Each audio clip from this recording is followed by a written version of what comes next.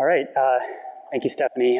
So welcome everyone. I'm here to talk to you today about something that I didn't really think was possible at first, but it's going to be interesting. So the idea of backdoors is kind of thrown around a lot today to the point that it's largely lost all meaning. But what I'm going to talk to you about today is not the management engine, it's not the platform security processor, it's none of the things that people are normally so concerned about.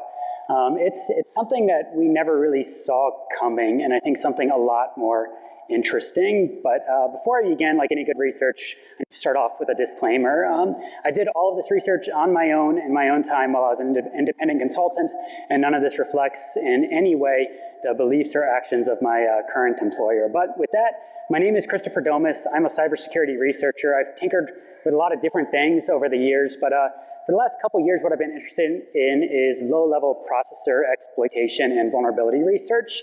So let's start off with a demo of kind of what I mean by that and the kinds of things we can unlock. And specifically, let's look at what we're going to explore today in this presentation. So I am logged into a system, just a regular system, unmodified, running default OS configuration. I'm logged in as an unprivileged user named Delta.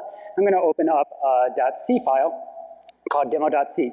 And demo.c is a very simple file. All we do is we load an address into the EAX register, then we've got a label, and then we've got all of these bound instructions. So the x86 bound instruction is not a very common instruction. You might not be familiar with bound, but the idea behind the x86 bound instruction is it will take an address, and it will take a second address and see if the first address is within the bound specified by the second address. Now you'll notice this bound instruction has a rather unusual set of second addresses associated with it. These are basically look like random numbers, and in fact this processor does not have access to the memory at that address that's being specified. And like anything else in x86, if you don't have access to the memory that you're trying to use, you will get a general protection exception, or in Linux, a segmentation fault. So despite the fact that, despite the fact that all of these registers we know are going to cause segmentation faults at the end, we're still going to try to launch a shell and see if anything happens. So let's give this a try. We'll compile this little program. We will execute it, and sure enough, just like we expected, we get a segmentation fault, and our user hasn't changed. So that's nothing terribly interesting here. But if I go back into this program, and I'm going to make one tiny little change. I'm going to add one x86 instruction. It's an instruction that's so secure, or so obscure and unknown, it doesn't actually have a name. In fact, it's not supposed to exist. I have to write this in machine code. OF3F is the one instruction I'm going to add to the beginning of my executable. And when I execute this instruction, the fundamental nature of all the subsequent bound instructions is going to change. And what I'm going to be able to do is use those instructions to reach directly into the kernel, bypassing all of the processor's security mechanisms in order to give myself root access on this system. So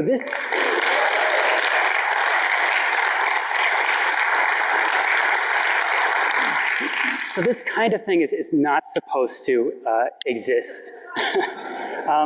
And the rest of this presentation is going to be a long, convoluted journey, sort of seeing how I came across this feature. And the whole thing begins with the idea of rings of privilege. So in the beginning, 30 years ago in x86, there was no concept of separation of privileges on the processor. Basically, any code running on the processor had the same permissions as any other code running on the processor, and things were basically chaos. There was nothing stopping Minesweeper from having the exact same privileges as the kernel, and that's not a good situation to begin. And so 30 years ago, they implemented the idea of separation of privileges, different rings of execution on x86 processors, and the idea was something like this. Only some code would have complete unfettered access to the entire system, unrestricted access to the system's hardware, and that was the kernel code that would live inside of the most privileged ring, ring 0. Then outside of ring 0, slightly less privileged code would live in ring 1, less privileged than that in ring 2, and our least privileged code, where we would throw all of our user code, would live in ring 3. And that fundamental idea of separation is why we can have some sort of confidence that our Minesweeper game is not also harvesting credentials from my banking account sitting in another process, because in order for ring 3 code to do anything of importance, it has to go through very, very strict, careful hardware security checks in order to ask ring 0 to do something for it. So that's the fundamental basis of all security in x86 processors today. But we started digging deeper. basically, this ring model wasn't well suited for running multiple operating systems on one processor. We needed something more privileged than ring 0 in order to handle that. So we invented the hypervisor. And since it was more privileged than ring 0, colloquially, we kind of called that ring -1. But there's some things we didn't want the hypervisor to do. We threw all those things into system management mode. And since that was more privileged than the hypervisor, we called that ring -2. And then a couple of years ago, some researchers came along and they said, hey, there's this entirely different processor sitting on the platform that can actually do things that the x86 processor can't do. So we started calling that ring -3. And it's just sort of getting ridiculous at this point. But if you've been following this research as it's sort of expanded over the last 20 years, in the back of your head, you've probably been thinking, like, can we go further? How deep does this rabbit hole go? And that's sort of the question I set out to answer when I went down this path. So when I'm sort of beginning research on something really big and unknown, I found a good place to start is sometimes with patents, because sometimes you can find information in patents that you can't find in any other documentation. So given this idea of this privilege model, of these rings of privilege on x86, imagine my surprise when I was sifting through patents and I saw this little blurb just sort of nonchalantly buried in the middle of a patent on a completely different idea. It said, additionally, accessing some of the internal control registers can enable the user to bypass security mechanisms, for example, allowing ring 0 access at ring 3. My head kind of exploded when I saw this. Like, all of our security on x86 is based around this idea of rings of privilege, and this little blurb is telling me there may be some way to circumvent all of that in one fell swoop.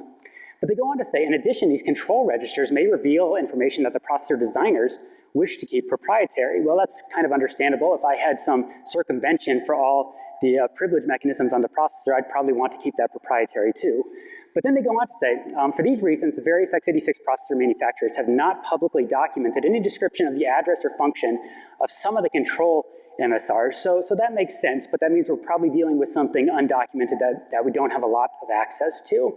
So I did what any rational person would do in this situation. I went out and bought 57 computers to start doing some research on to see if I could dig into this idea a little bit further. So I had some idea. Based on the patent owner and the patent time frame, I had some idea for what processor I might be trying to look at here. But patents are a funny thing where the intellectual property gets bought by different entities and ideas sort of trickle through the industry in weird ways. So I sort of wanted to cast a wide net to try to analyze this idea of a ring circumvention mechanism. But eventually what I settled on was a processor with, or a system with a VIA C3 processor. So VIA is one of the 3 major x86 manufacturers, and C3 is a model that they had a while back. So these were specifically targeted at embedded systems. They're marketed towards point of sales, kiosks, ATMs, gaming. Since we're in Vegas, you might want to start poking around after this. Digital signage, healthcare, digital media, industrial automation, and of course you can still find them in PCs and laptops. So this was the system I eventually pulled off my shelf for this research and what I'm going to talk about for the rest of this presentation. This is a thin client with a C3 Nehemiah core inside of it. And I'll talk later on about how this issue might affect other processors, but for now that's the system we're going to be focused on. Now, I was unable to find a developer manual for this processor. That would have been a really useful starting point, but even the patent sort of hinted at the idea that a lot of this stuff's not going to be documented. So that means we have to find some other path forward. So what you can do in this situation, what I did was sort of try to follow a trail of patent breadcrumbs, just try to read different patents that might be related to one another in order to try to piece together as much information about this backdoor as I can. So this quote isn't actually from one of the patents I ended up using. This was just another patent that I stumbled across along the way. But in order to give you some idea of what kind of things you're dealing with when you're reading this patent literature, I wanted to quickly give you an example of some patent speak. So this says figure 3 shows an embodiment of a cache memory. Referring to figure 3, in one embodiment, cache memory 320 is a multi-way cache memory. In another embodiment, cache memory 320 comprises multiple physical sections. In one embodiment, cache memory 320 is logically divided into multiple sections. In one embodiment, cache memory 320 includes 4 cacheways, i.e. cacheway 310, cacheway 311, cacheway 312, and cacheway 314. In one embodiment, a processor sequesters one or more cacheways to store or to execute processor microcode. This is the most convoluted legalese I've ever had to sift through, and it is just so incredibly tedious trying to derive any information from patent literature. So you can imagine how awful it is to try to sift through 100 pages of of this kind of text. And just to put that in perspective, that one 4-page patent had the phrase "in one embodiment" 142 times. Like, trying to do research this way is absolutely painful, but if you're persistent, it can start to pay off. So after a lot of work, I narrowed in on these 6 patents that seem to have some loosely related ideas that might be able to point me in the right direction for circumventing the ring privilege model in x86. So some of the key ideas from these patents that I sort of narrowed in on was it looked like at the time VIA was embedding a non-x86 core alongside their x86 cores in the C3 processor. This non-x86 core was a RISC-type architecture, and the patents didn't have a consistent term for this, but I started calling this the deeply embedded core, the DEC. They also talked about something called a global configuration register. It was a register that would be exposed to the x86 core through a model-specific register, and the patent suggested that this global configuration register could activate the RISC core. They also talked about what was called a launch instruction. It would be a new instruction added to the x86 instruction set architecture, where once the RISC core was activated, you could use the launch instruction to start a sequence of RISC instructions. So where does that leave us? Well, this is all sort of wild speculation at this point, just piecing together little pieces of different patents. But if our assumptions about this deeply embedded core are correct, that means it could be used as sort of a backdoor, a means of surreptitiously circumventing all of the processor security checks. So that's obviously something worth diving into a lot further. So let's start at the beginning. How would we go about activating this circumvention mechanism? Well, there's 3 little tidbits from the various patents I was able to pick up on that might point us in the right direction here. We've got one patent that says a model-specific register can be used to circumvent processor security checks. We've got another patent that says a model-specific register can be used to activate a new instruction in x86. And we've got a third patent that suggests that a launch instruction can be used to switch to a RISC instruction sequence. So if you put these 3 things together and sort of fill in the gaps, it sounds like there's some model-specific register bit that enables a new x86 instruction that activates a RISC core that can bypass the processor security checks. So let's start with the first step in that chain, this model-specific register. So just a little bit of background for people not familiar with the idea of MSRs on x86. So MSRs are 64-bit control registers, and they're really, really varied. They're used for things like debugging and performance monitoring and cache configuration and feature configuration. Basically, anything not directly related to computation can be tossed into the MSRs on x86. And unlike the registers you might be more familiar with, like EAX or EDX on x86, MSRs are accessed by address, not by name. And the MSR addresses go from 0 to 4 billion. So the way you access a specific MSR is you load its address into the ECX register, and then you use the read MSR and write MSR instructions in order to access the contents of that MSR. So theoretically, one of these MSRs will allow us to eventually bypass security mechanisms on the processor, but there's a saving grace here.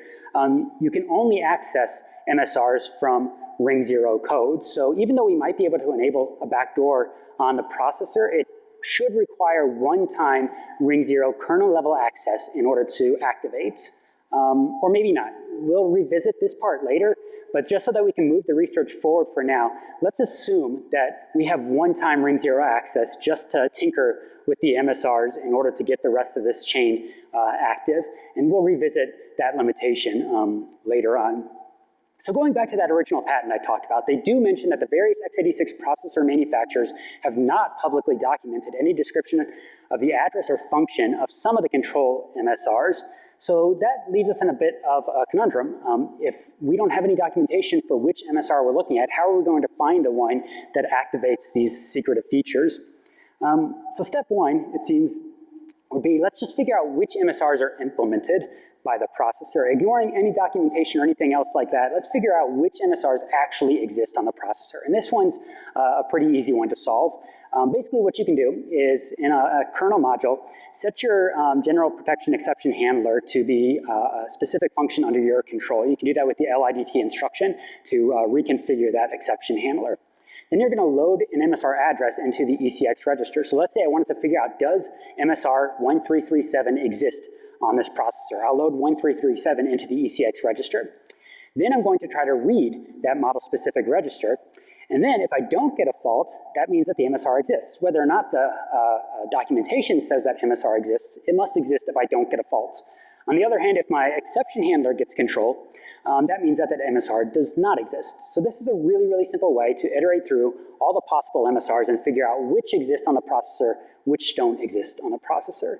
So when I ran this little algorithm on my target C3 processor, what I found were that it had 1,300 implemented model-specific registers, and that is way more than would be typical on an x86 processor, and kind of threw a wrench in this whole process. That's too many MSRs to analyze. I think one bit in one of these MSRs is going to activate this new x86 instruction, but I can't sift through 1,300 MSRs on my own. So the next question is, well, which of these MSRs are actually unique? Which really could be the ones that I'm looking for? What are the interesting ones that I should be focused on? So I came up with this idea for sort of a timing side channel attack on the processor, where basically what I would do would be to calculate the access times for all 4 billion possible MSRs. So what that looks like is we have a read MSR instruction, and then on either side of that read MSR instruction, we have some serialized read timestamp counter instructions. And that lets me measure exactly how much time it takes to read any given model-specific register. So what that ends up looking like is this. On the x-axis here, I've got my 4 billion possible MSRs on this platform. On the y-axis is the amount of time it takes to access each of those MSRs. In green, I'm showing the MSRs that actually exist on the processor. In red are the unimplemented MSRs. So this gives some really, really interesting insights into the processor that would normally be totally off limits to us. We can actually sort of peer into the microcode and understand what's happening with these various MSRs using this timing side channel. So I want to throw out an observation here, namely that functionally different MSRs should have different access times. So for example, accessing the timestamp counter MSR should take a different amount of time than accessing a thermal sensor MSR. And that's because each of those MSRs is going to have different microcode implementing them. That microcode is going to take different amounts of times to execute. So I would expect the access times for each MSR to be different if the MSRs are very different. On the other hand, functionally equivalent MSRs should have approximately the same access time. So for example, there's something called the MTRR, the memory type range registers in x86. It's a set of MSRs that control cache behavior for different regions of memory. What I would expect would be that MTRR 0 would have roughly the same access time as MTRR 1, because even though they control different regions of memory, they're functionally equivalent MSRs. So what that means is that this timing attack gives me a way to differentiate between like and unlike MSRs. And I'm going to define like MSRs as adjacent MSRs with equal or functionally related access times. So then specifically, I'm going to throw out this hypothesis that the global configuration register, this model-specific register hinted at in these patents, is probably unique. It doesn't make sense to have multiple functionally equivalent versions of the GCR. This thing should have a bit that activates a new x86 instruction that I can use for circumventing protections. And it doesn't make a lot of sense to have several of these different registers all doing the same thing. So when I start looking at my timing graph, I can begin to pick out the functionally unique MSRs in this graph. It's the ones that are separate from the other MSRs on the system. So when I begin to identify the functionally unique MSRs, I'm able to actually pare down that original list of MSRs a lot more. So using this side channel, I found 43 unique model-specific registers from the 1,300 that are actually implemented on the processor. So that's really exciting for me. That means it seems like my research can move forward. 43 sounds like a much more tractable number of model-specific registers to analyze than 1,300. The problem is 43 MSRs is still 2752 bits to check at 64 bits a piece. That is a lot of bits to sift through. I want to find one bit that activates this launch instruction, this new x86 instruction, but that's too many bits for me to go through by hand, especially when you consider the magnitude of the x86 instruction set. So theoretically, one of these bits enables a new x86 instruction. Well, if we look at how many possible x86 instructions there can be, it turns out there's a lot. x86 is a really, really complicated architecture, and an upper bound on the number of possible x86 instructions would be something like 1.3 undecillion instructions. So I'm looking for a single new instruction amongst 1.3 undecillion possible instructions. Even if I take a really, really generous estimate and say that I can scan 1 billion possible instructions a second, we can do like a quick Fermi calculation to see like 1.3 undecillion divided by a billion, divided by 60 seconds in a minute, divided by 60 minutes an hour, divided by 24 hours a day, divided by 365 days a year, means scanning for a new instruction in x86 is going to take approximately 1 eternity. So I don't have time to sit around waiting to find this new instruction, especially when I've got to do a scan for every bit. Then I'm looking at about 2,700 eternities trying to find which bit activates this new x86 instruction. So I was really fortunate in this case because I actually looked at this exact problem last year and developed this tool called SandSifter. So what SandSifter does is it finds an intelligent way to scan through the x86 instruction set. It uses page fault analysis and a depth-first search algorithm to quickly find all the x86 instructions of interest on a processor. So I still can't run SandSifter 2,700 different times. It takes about a day to scan a processor, but this at least opens up some opportunity for moving forward. What I can do is I can look at each of those 2,700 candidate MSR bits, and I can try to toggle each of them one by one, not doing an instruction scan between each one, but I can just try to toggle each of these bits one at a time. Of course, I'm going to run into some problems. These are configuration bits that control the deepest workings of the processor, and I have no idea what they do. So a lot of them are going to lock the processor, freeze the OS, panic the kernel, or just reset the system entirely. So this is still something that's not really doable by hand, but we can automate this process. So I developed a simple setup where I would have a target system, the VSC3 processor, would have a wire soldered onto its power switch, and that wire is connected to a relay, and that relay is connected to a master system. The target system boots from the master over the network, and the master system can SSH into the target and assign it jobs. Basically, it can SSH into the target and start toggling its potential MSR bits one by one. And what the master will do is it will detect when the target is frozen or panicked or locked and use that relay in order to power cycle the target. So this way I can automate the process of trying to toggle each of these 2,700 MSR bits one by one in order to see how many can I get on before the system becomes unstable. So through hundreds of automated reboots, this thing ran for about a week, and I was able to identify exactly which of those bits could be toggled without the system having any sort of visible side effects. So with that done, I would go in and I would toggle all of the stable MSR bits that I could possibly access, and then run the SandSifter scanning tool in order to see if any new instructions had appeared on that x86 processor. So that looks something like this. So SandSifter is scanning the system for new instructions using its page fault analysis depth-first search thing. I've sort of started watching this, taking this video in the middle of a search, but if you let this scan for about a day, what you'll eventually find is SandSifter will spit out some new information for us. So there we go. After about a day of scanning, SandSifter finds exactly one new instruction in x86 that was not supposed to be there. It finds OF3F. So judging from the patent literature, this is what they're calling the launch instruction.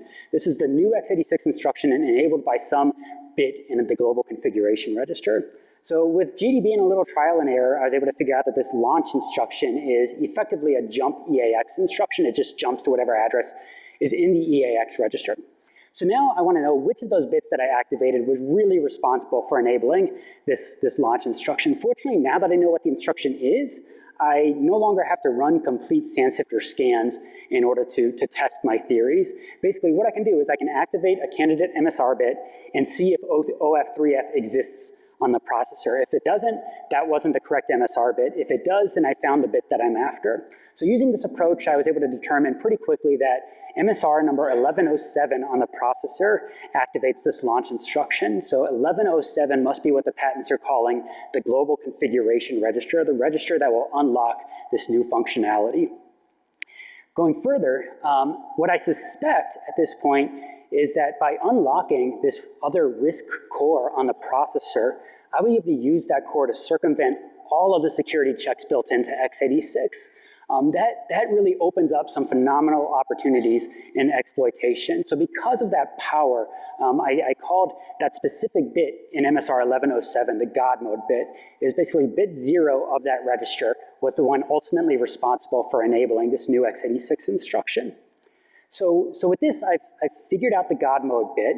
I figured out what the launch instruction is. Now the question is, how do I actually execute instructions on this RISC core?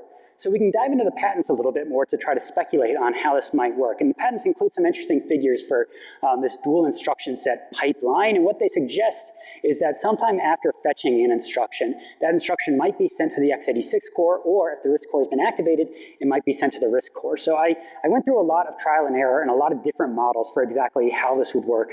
And I ended up settling on something like this, where what's essentially going to happen is an instruction is going to be fetched from the instruction cache, and it's going to go to some x86 pre-decoder that's basically going to break that instruction apart into its basic components. Then those components are going to pass a check. The processor is going to check, has the RISC core been activated with that launch instruction or not? If it is not, it's going to pass those components over to the full x86 decoder, and those are going to go through the x86 pipeline. If it has, it's going to break off one of these components and send it over to the RISC decoder and execute that as a RISC instruction instead. In other words, with this setup, there's some x86 instruction where if the processor is in RISC mode, it can pass a portion of itself over to the RISC processor. And since this x86 instruction essentially joins the two cores, it joins the x86 and the RISC core, I started calling this the bridge instruction, but we don't know what this instruction is yet. I have no idea how to actually feed instructions to this RISC core that I've activated. So to find the bridge instruction, it should be sufficient to detect that a RISC instruction has been executed, but that's easier said than done. I have no idea what this RISC core looks like. I don't know what instruction execution on that core should look like. So how are we going to detect if we've successfully executed a RISC instruction? Well, there is one easy way.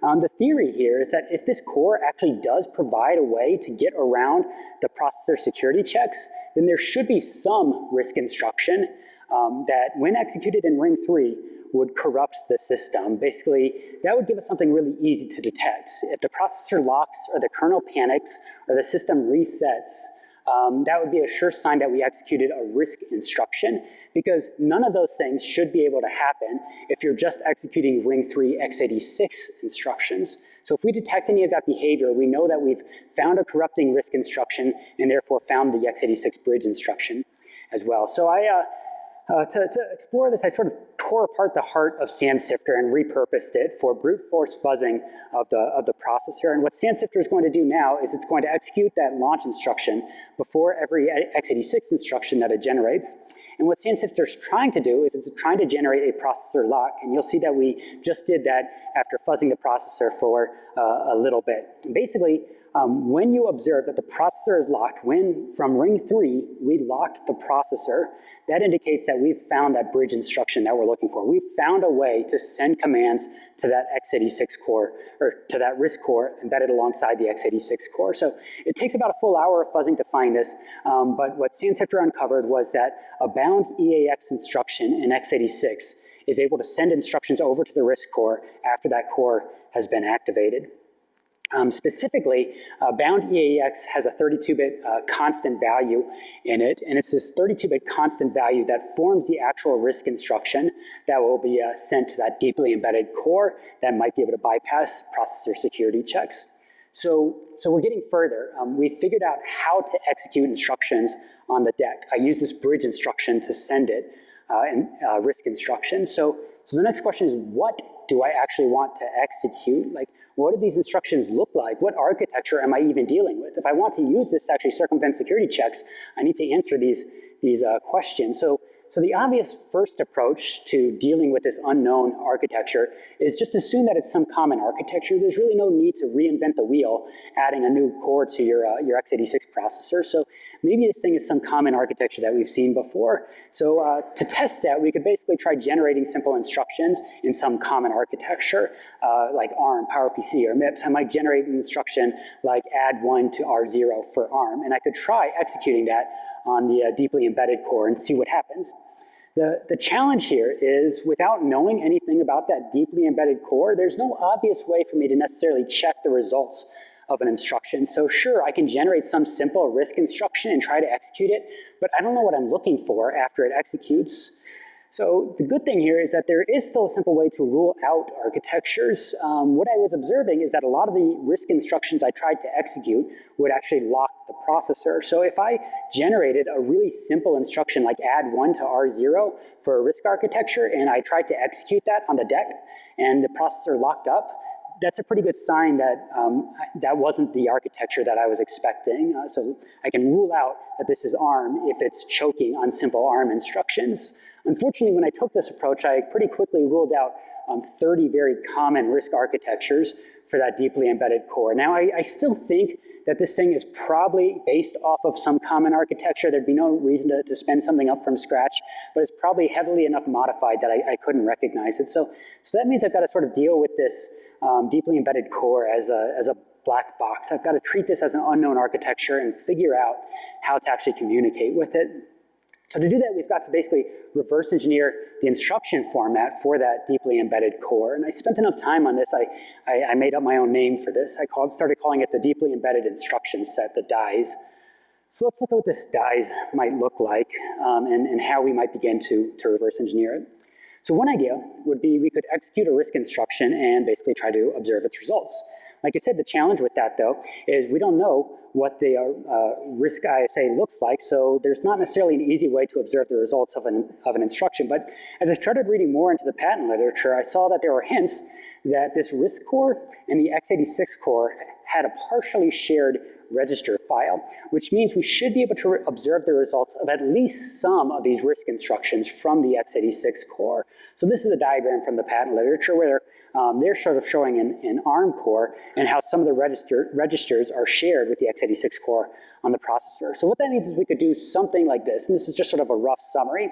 We could generate a processor state, so we could generate some buffers in kernel memory, generate some buffers in user memory, generate a state for all the processor registers, and we could load that state onto the processor. After we've loaded up this state, we'll execute the launch instruction, followed by an x86 bridge instruction. The bridge instruction will feed a RISC instruction over to the deeply embedded core and let that instruction execute.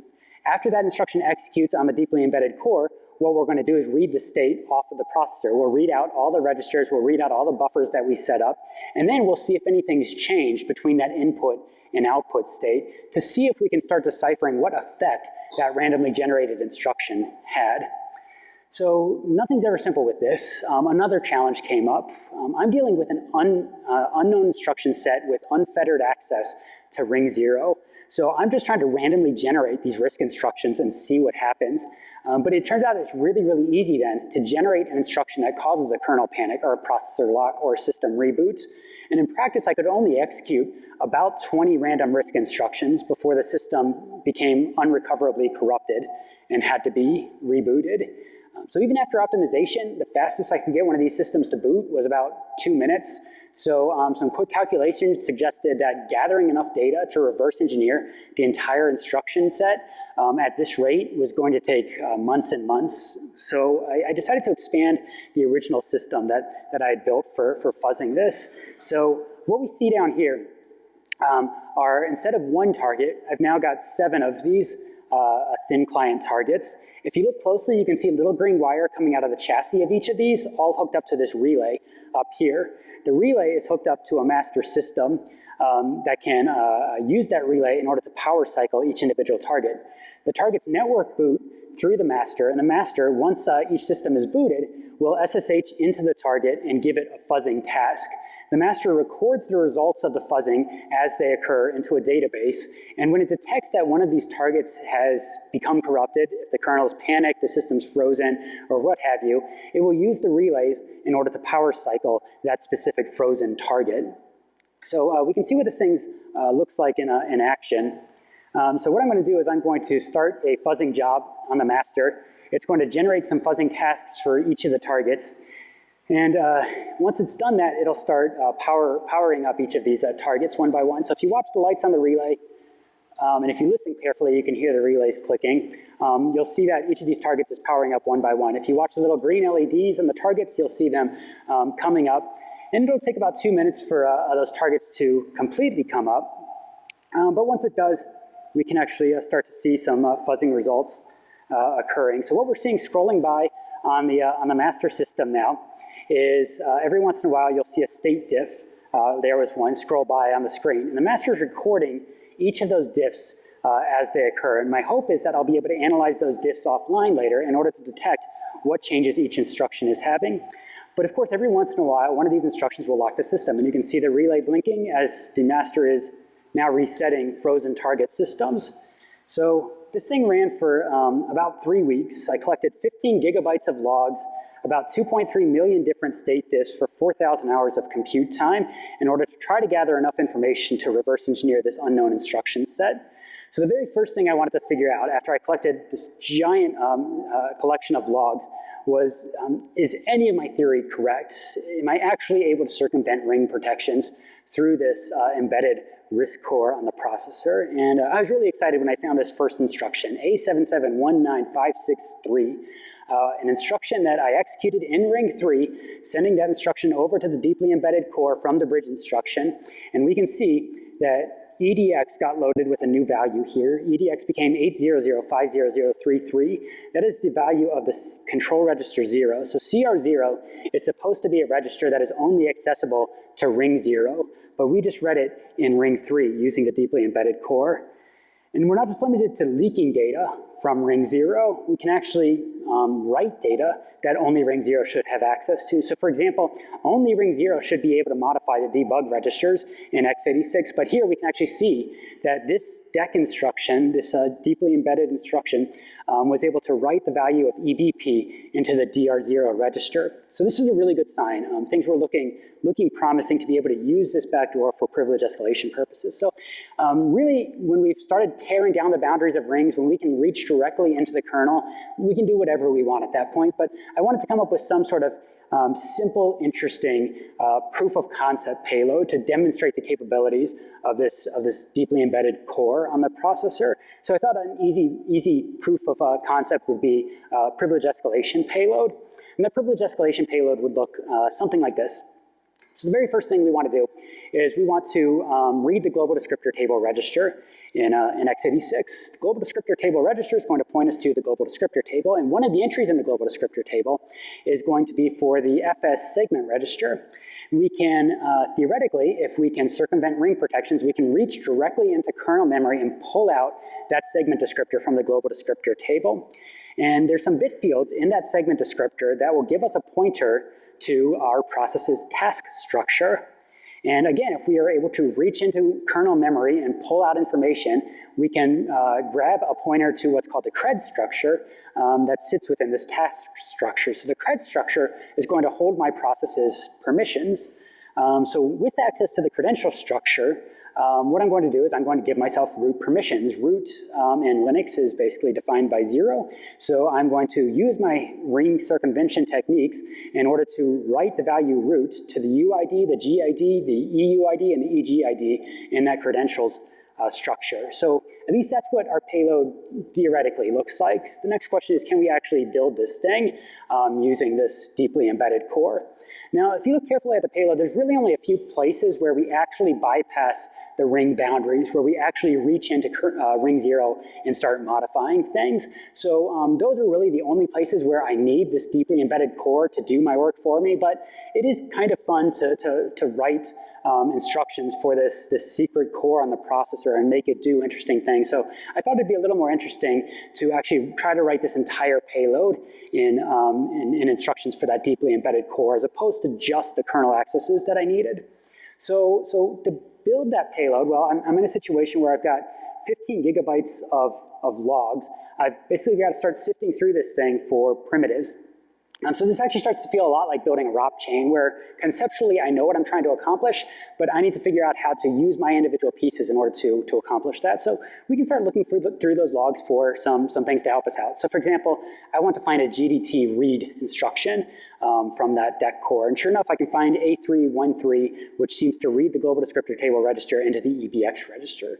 I need a kernel read primitive. I need some way to read kernel memory from that deeply embedded core. And sure enough, I can find an instruction that does that. D407 read this single byte out of kernel memory and into a processor register. I need a kernel write privilege. I can find that too. E2B7 does exactly that. It wrote the low bit of ECX into a kernel memory buffer. So this is promising, but sifting through these logs like this just doesn't scale very well. I really wanted to be able to write robust payloads, a lot of different things for this deeply embedded core. So I needed some way to automate this approach that wouldn't require me to manually go through 15 gigabytes of logs. So I started looking for a way to reverse engineer this deeply embedded instruction set in an automated fashion. So my idea here was if we could extract instruction behavior from this set of state diffs, I could start to identify bit patterns in these RISC instructions. So I built a tool for this that I called the collector.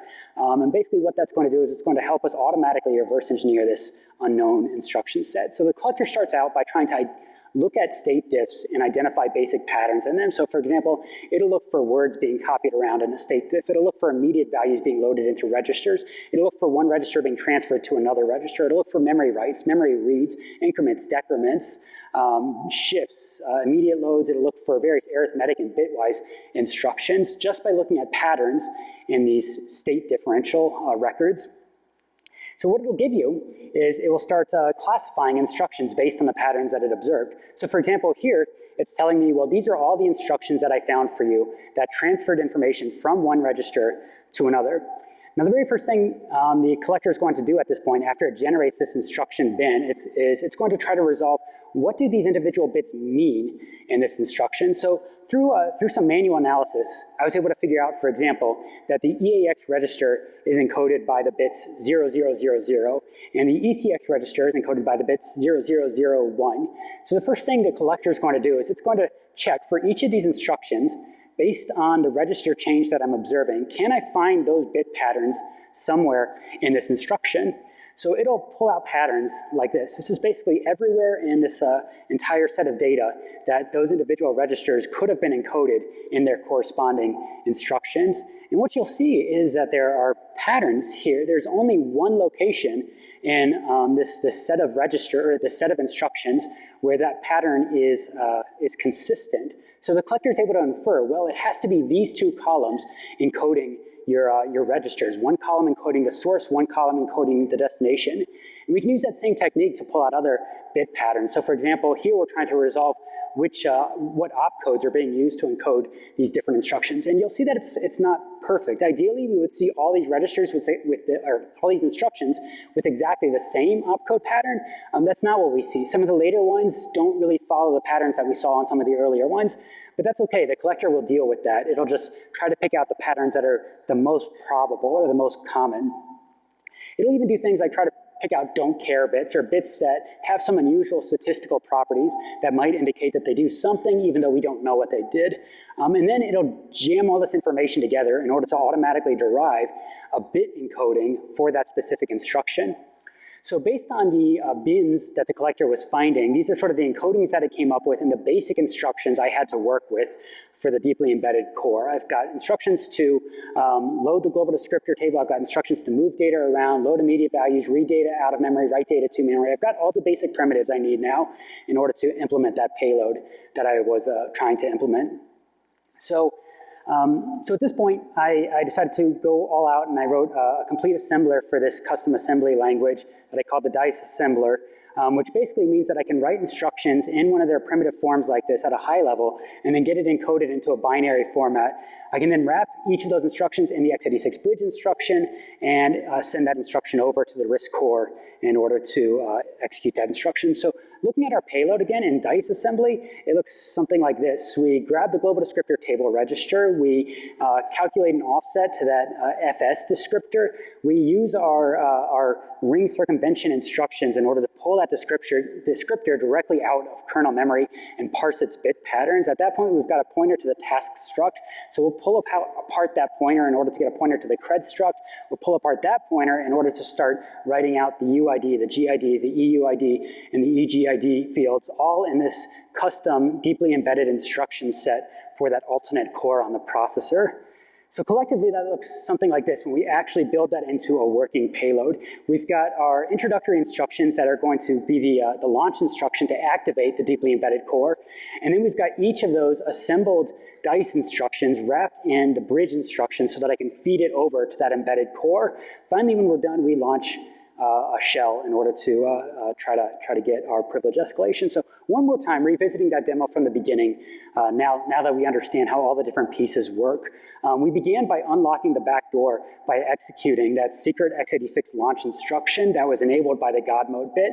After we've executed the launch instruction, the processor is ready to start accepting RISC instructions, but we're only able to get those instructions over to the RISC core by wrapping the instruction in the x86 bridge instruction. So that bound EAX instruction is now how we can send these individual RISC instructions over to that deeply embedded core in order to get it to execute exactly what we want, in order to make it circumvent the processor security checks that we're trying to get around.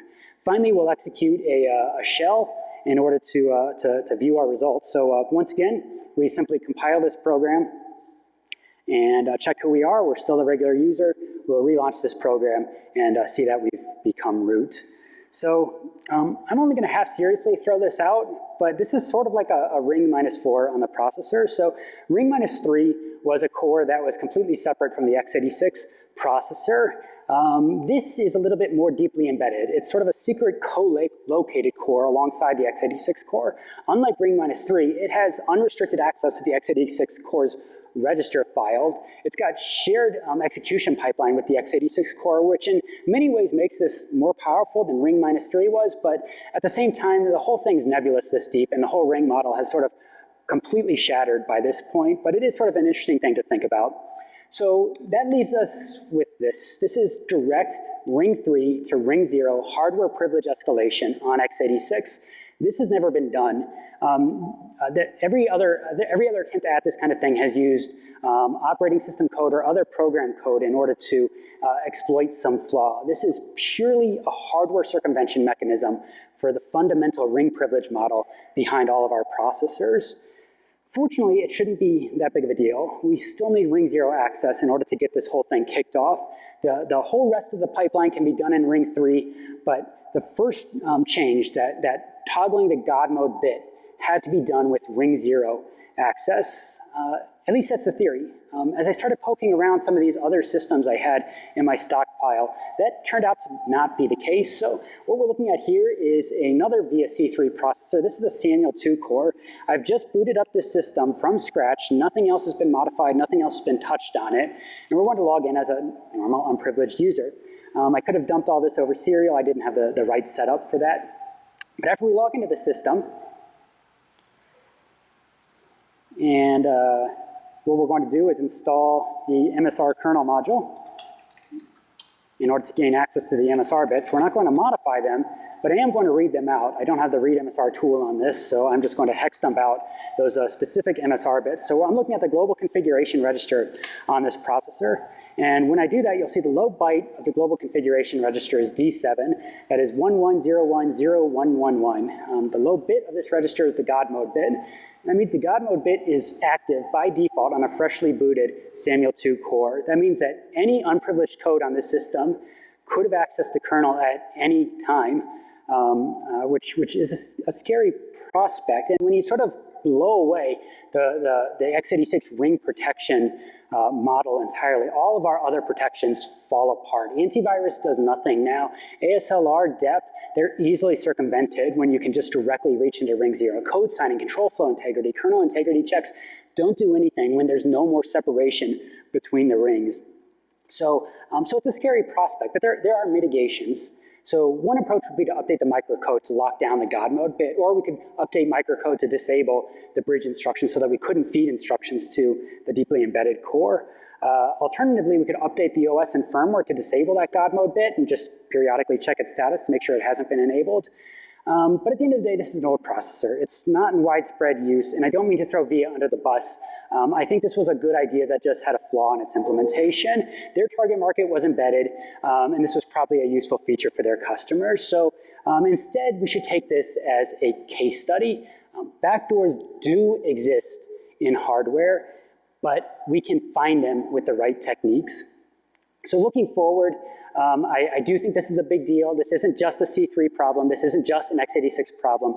This is an overall flaw or an overall problem in all of computer engineering, where these black boxes that we're trusting for all of our computation, we have no way to introspect them. So whether or not these hardware backdoors exist anywhere else, this is a problem that's going to continue to haunt us until we have a way to look into these black boxes. So I think that's the big takeaway here is whenever we find something secretive or off limits, we as security researchers need to push deeper because that's how we establish trust. That's how cybersecurity should work. So along those lines, I've open sourced all this information. All the tools, techniques, code, and data from this are available online now. You can scan anything, scan everything, and I really, really hope people will build off of this for future research in order to dive deeper and deeper into processor security. I do want to quickly pitch a side project, Project Night Shift. I'll talk more about this in a few days, but it turns out that you can use that side channel attack that I demonstrated in order to reveal password protected registers in some x86 processors. So I'll be demonstrating that at DEF CON if you're around. But beyond that, you can find all this work right now on my GitHub. That's github.com, XOR-EAX. That's Project Rosenbridge is this specific project. You can also find the sand sifter fuzzer there, the Mofuscator single instruction C compilers there, some other fun stuff I've done over the years is all there. If you have any feedback or ideas on this, I would absolutely love to hear it. I'm totally out of time now, but you can grab me after the talk. You can shoot me an email or contact me on Twitter at XOR-EAX, or same thing at gmail.com. So thank you everybody for attending, and that's all I've got.